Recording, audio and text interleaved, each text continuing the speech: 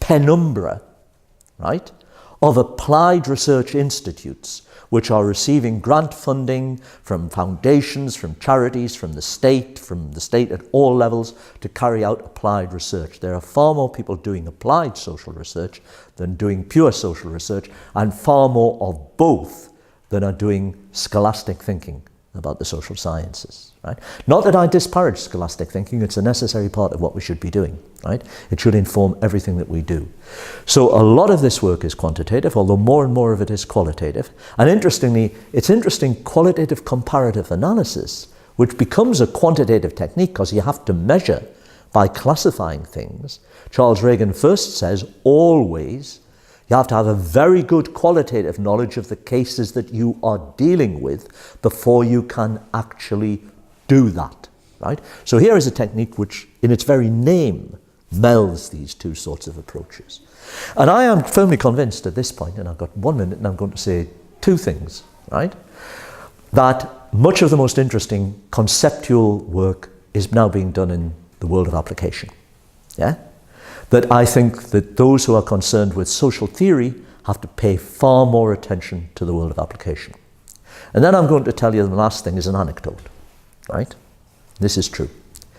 Back around about 1910, my maternal grandfather, who was a merchant seaman, a first mate, a first officer in a merchant ship, he got beached. He had his ticket, his qualification taken away from him for a year because he was in a physical fight with the captain of the ship, right?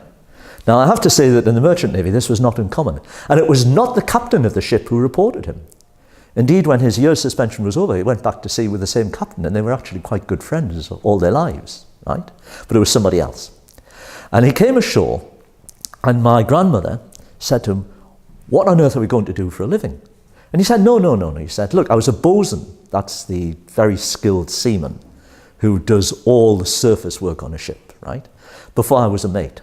I can walk into any shipyard in the world and get a job as a rigger." And that's exactly what he did. And he was actually earning more money in the shipyard than he was at sea. But he was one of these men who could not live away from the sea, so as soon as the year was over, he was back to sea.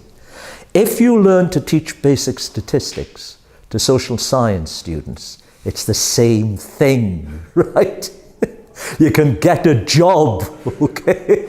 Right? You're like my grandfather, you can walk into the department and you can get a job. And this is particularly true because there's this enormous expansion of health, particularly nursing, but not exclusively, and you can get a job teaching these people, right? Okay?